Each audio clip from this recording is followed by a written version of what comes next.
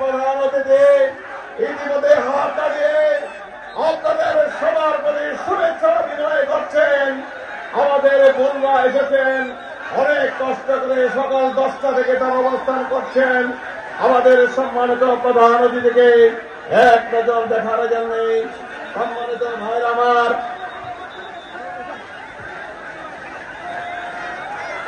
আমরা সম্মানিত প্রধান অতিথির ফুলের তোড়া দিয়ে আমরা আমাদের শ্রমিক কল্যাণ ফেডারেশন জামালপুর শাখার পক্ষ থেকে ফুলের তোড়া দিয়ে আমরা তাকে শুভেচ্ছা জ্ঞাপন করছি।